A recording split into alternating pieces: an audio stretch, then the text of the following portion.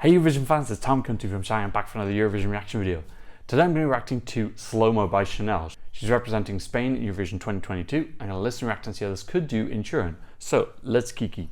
As always, you can use the progress bar if you want to skip straight to my reaction, which is usually after around 3 minutes. First of all, I need to explain why I'm in a new place. We've actually gone into lockdown in China, so she had to move into the base that I work in. I'm going to be here for at least 3 weeks. Let's see what I can do. This was the best lighting I could find in the little room I'm staying in. I'll see if I can find something better because it's very grim. It's very grim lighting. This isn't going to be my first reaction. I've actually already reacted to all the songs that were in Benidorm Fest 4. I did both semi-finals. That reaction is the reason that I now have a new no-skip policy. If you've seen the videos, you'll know why. Gotta admit, my initial reaction to the song was a little bit lukewarm. But after her semi-final 1 performance, I did a reaction to that, which I'll leave a card up here, hopefully. And I thought her performance was really spellbinding. So for me, it's a okay song with a really amazing performance. I'm looking to see now in this music video that we're getting today, is there going to be any revamped elements to the song to maybe give it a little bit more something for me? Have they got any new ideas for the staging? I thought the staging was pretty good in Benidorm Fest already. Generally, Spain in the competition, they've won twice, but it was in 68 and 69. I believe one of those as well was the year that there was a 4 winner. So I think they've only won once on their own. In the last few years, they had top 10 finish with Quédate Conmigo and also Dancing in the Rain. But since then, they've had 6 placings in the 20s in a row. They've almost got the full list. 21, 22, 22, 23, 24, 26. Not really great placings for them. Some of those are disappointing as well, especially 2019, La Benda was a really great song. I don't know why they managed to suck all the fun out of it, because the staging they had in Operation Trifuno was much better, and then the staging they had in the actual competition was very like a children's TV show. Just in general, I think Spain hasn't been getting it right recently. It seems like this year is a big improvement because Benidorm Fest was really excellent, very well received by the community, and we know already that they've booked it for next year as well. But Chanel won under very controversial circumstances, which I won't get into because it's already been discussed to death. This is Chanel SloMo, one en amassé copain. Okay, I'm excited to see what new stuff they've got. Let's go. We've got a very square frame. Ooh, that sounds like they've added a little bit of oomph into the production. It does sound like it's got a little bit better production than when I heard it first time. It was a long time ago I heard the audio version. Get an idea about what she's going to go for costume wise as well. Don't know if I'm mad about that black outfit. I like what she was wearing in the national final. Okay. To be honest, this looks... I really like this bit in the national performance, the like strobe effect when they went slow with the flashing light. That was really cool. Yeah, music video, I don't think it's giving us much, to be honest. It looks pretty much like it could be a national final performance. Okay, second outfit. Ooh, there we go. We're getting a little bit more richer visuals now. Yeah, I like that, really like that yellow dress.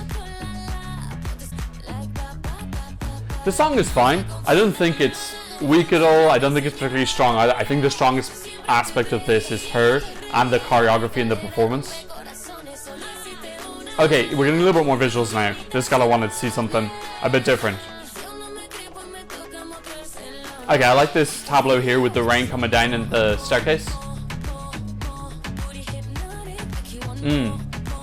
Booty Hypnotic, great lyric. Lyric of the year. Yeah, this is definitely filling that kind of Fuego niche this year. Like very solid song with just a really strong, like magnetic performer. Here comes the breakdown so that you don't steal the song off YouTube. Yeah, not really getting too many ideas from this about what direction they're going to go in the final. I would imagine that first tableau we saw is probably what they're going to do here with just the 4 or 5 dancers. Maybe this one with the lights, maybe that's what they're planning to go for. That confetti looks like they've already won the competition. Yeah, the song doesn't sound like it's being revamped, or if there is a revamp, it sounds like it's quite subtle. Okay, look, that was enjoyable. I don't know if it particularly gave me a lot of new information if you've already seen the national final performance. Yeah, really, like there weren't massively new amounts of ideas. The national final performance was pretty solid though, so I wouldn't expect them to change much because it was pretty much ready to go out of the package. A little bit like how Sweden, often you see the person who wins is already ready to go to Eurovision. I feel like their national final performance has a lot of it already. That bit with the strobe effect when they go kind of into SloMo looked really cool. I thought the costumes were great then. She had like a black outfit on the semi-finals and a white one in the final, which I think was less popular. She was throwing out a couple of new outfits then. I wonder if they're kind of like checking to see which ones people respond to best. I like the one with the yellow dress when she was lying down on her side. But yeah, I think it's pretty clear what they're going to go for in terms of a staging decision. It's going to be probably her with 5 forward backup dancers forming a kind of pyramid, probably then one person kind of singing in the background to give her a little bit of assistance. Yeah, I think that's a fine decision making. I don't think that they really need to add that much more. That video doesn't give any inclination that they are planning to make any big changes, or if they are making big changes, they're not giving anything away at this point. I think the real strength of this is on her and the choreography, how sharp it was, really those lines she was hitting. I can't remember the name of the guy, I think he had a Japanese name, Kahanagami, yeah. I think this is pretty much ready to go. For me, this song is fine, it's a very solid song. I don't think it's particularly wow, it doesn't really wow moments. I'm maybe a tiny bit disappointed that they didn't revamp in just something a little bit just to give it a bit more variation, because it does feel possibly a little bit samey in the melody throughout the whole song. I would have liked them to add in that kind of way that Israel added in that flute, just give it a little bit of mix up. But yeah, they've obviously decided that that's something that they don't think that they need. I feel quite neutral towards this. I think there's some people who really love this. This has been top of the Eurovision scoreboard app for quite a long time, and I know there's a lot of people who don't like it, especially the people who are really rooting for Tanchi Geras, who are still quite unhappy about the whole situation in Benidorm Fest. So I do feel like there is quite a doubt. The community is quite divided on this right now. Personally, I feel like a kind of neutral bystander. I neither love it nor hate it. I thought the final performance was really great, but I didn't have a particular favorite that I wanted to win more than her, so the result didn't really bother me in any capacity. So from that perspective, I feel I can give a pretty neutral opinion on it. I don't think countries should expect that when they have a new national final that immediately it's going to have fruition and they're going to get a very top 10 result immediately, and if they don't, it was a waste of time. I don't think that's the correct mentality. But then I also kind of am rooting that this does do very well and get top 10, top 15, because I kind of want that willingness to change and develop from a country to be rewarded. So I'm kind of contradicting myself a little bit. I'm saying shouldn't expect it, but I do want it to happen. I would really, really like Spain to get onto the left side of the scoreboard. This is sitting around 9th in the rankings right now. Like I said, it's 2nd in the Eurovision app. Now, Eurovision community does tend to slightly disproportionately favor this type of upbeat female bop, definitely. I'm really, really hoping though that they can get a decent result from this. I would imagine that if she can hit the staging as well as she did in that first semi-final, which I went into thinking that this was quite a mediocre song, and when I saw that staging, it really blew me away. I was properly like, this is a super high level wow performance. I really was gobsmacked, and she totally converted me. I'm hoping that people, when they see this, will have the same effect. It also kind of plays up to the fact that it is a song that you only get to hear once. That performance is very grabbing and can get you in one watch.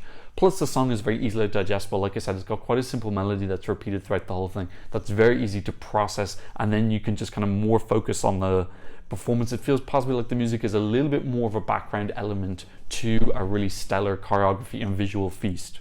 Okay, so jumping forward to how this could do in the final, let's look at its competition. We've got Albania with another upbeat song, but this has got more of an ethnic feel, so I do feel like there's space for the both of them. Netherlands, Greece, and Montenegro are coming with sad girl songs. I've also heard a rumor that Albania song might be a sad girl song as well. So again, I don't feel like that's going to be competition for this more upbeat, happy kind of switch your brain off song that Chanel is bringing. Croatia's coming with some Taylor Swift pop, and then we have Sweden with its kind of more slightly organic but still quite pop orientated song as well. It does feel, if we just look at it her direct competition, actually funny enough, I think Brooke representing Ireland is probably the song that's the most similar, but Brooke's emphasis, I think the song's melody and structure is the most similar to Chanel's, but I think there's a much less of an emphasis on the dancing and more on kind of the attitude that Brooke is bringing. It obviously depends which of those countries are going to qualify. I think Albania is pretty safe. At this point, Ireland, I'm not sure. I do think it's in the tougher semi, so it's not a definite.